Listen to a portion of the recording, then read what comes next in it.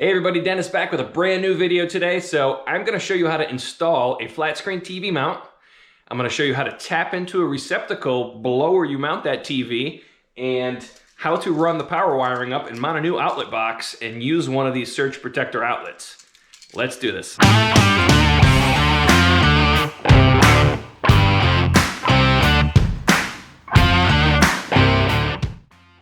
All right, so here is the TV mount we're gonna be using. I got this on Amazon. It was about 17 or 18 bucks. It's a full motion TV mount. All right, so this particular TV mount will hold a 13 to 42 inch LED flat screen, whatever type of TV, you know, computer monitor, whatever you want to mount on it.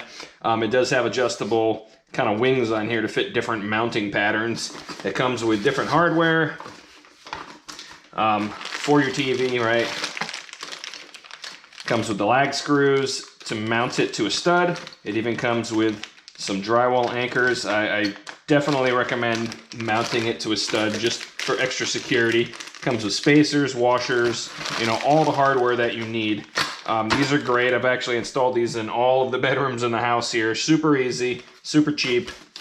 And you know, it's not something that you're gonna be moving around a lot anyways. You know, once the TV's in place and your viewing angle is adjusted to the way you want it, you're good to go. You just lock it in place. Let's take our TV mount out here. Box. So this is the TV mount here. You'll notice on a lot of these they have arrows pointing up. Another way to tell is if you have either Phillips or Allen head screws, typically the portion where you stick your tool in to tighten these or loosen them always goes up. The nuts are on the bottom. So we were figuring center here.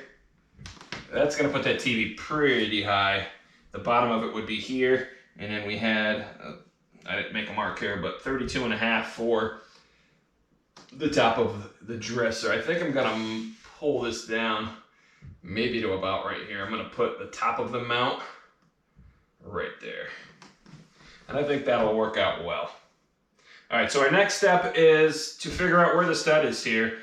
You can kind of do the knock test.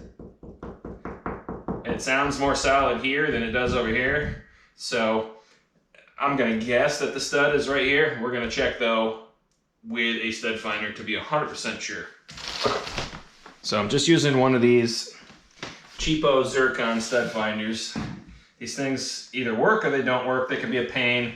If they detect voltage in the wall from a wire that's running down the wall, it will never see a stud. It freaks out. There's some other better brands out there, but this is what I have right now. So just click the button here and bam. So the stud is on this side here. All right, there's the right edge. There's the left edge. So we know where this receptacle is. That stud that this box is mounted to is on the left side of it. So we want to run our wire. We want to make sure we stay to the right side here. So our outlet box that we're mounting up top here for the TV needs to be to the right of that stud because we have no way of drilling through that stud to get the wire to the other side. So important. All right, so you can see my marks here now. I'll give you a little bit closer view. So these are the two marks for the stud where I found on my stud finder. This is my 68 inch. I just transferred that over with my level here. So right there, we're good. And all I'm doing is I want to locate this center hole in the center of that stud. I put this in the center, in between those two marks. I mark that, and then I put my level on the side. I'm perfectly level. And then all I do is I mark this slot on the bottom, and then I'm good. I want to make sure I try to drill this hole as close to center as possible, but because it is slotted, it does allow me to rotate this a little bit left and right, probably about a ½ inch left to right. But if you're hanging this thing on here like this, there's an issue. So make sure you try to drill exactly in the center. So I'm gonna grab a drill with probably about an 1/8 inch or maybe even a 5/32 drill bit. And we're gonna drill 2 pilot holes in here, and that'll keep those lag screws from splitting that 2x4 stud in the wall. So these are the lag screws that come in the mounting kit. So the drill bit that you choose, you don't want to have a drill bit that's obviously the same size or bigger, right? Because these will not grab into the 2x4. So you want something that's a little less than half the size of this. So, all right, this one here, actually I can't read what size it is, but that one's, it's very close, right? That's pretty close to the same size. Will it grab? Yeah, probably. This one's probably an even better choice, right? You can still see the threads on either side when you're comparing them. I think this is gonna be my choice though. That's a 5/32. So we're gonna go with this. We're gonna drill 2 holes.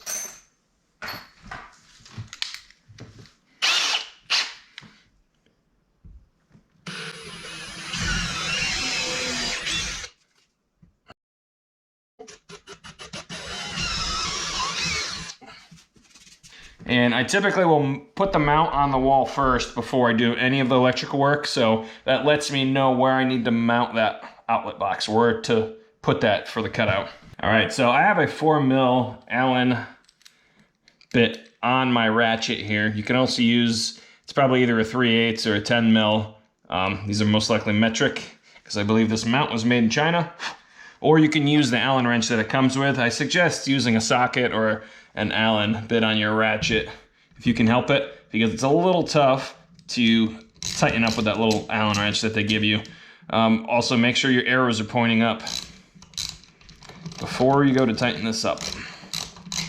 So we're gonna get this started. It should go fairly easy through the drywall. Once it engages into the wood stud, you're gonna notice some resistance.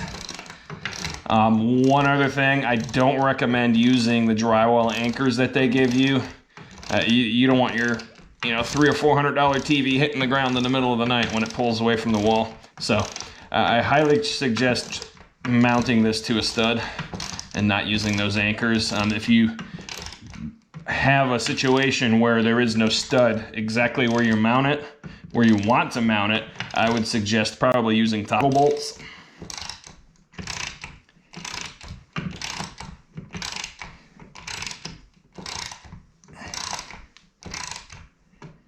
All right, so I don't want to tighten this all the way because I want to make sure I can move this side to side.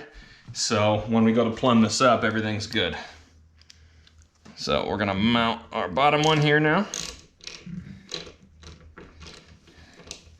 All right, so it starts off fairly easy. Once it hits the wood, starts getting a little tougher. And that's why I like to use this. You get a little more leverage using the ratchet handle than you do with the little small Allen wrench they give you in the kit.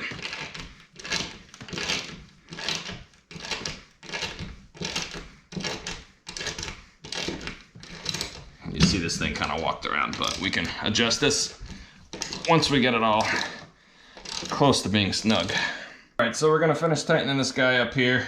Our Allen bit actually slipped inside of here.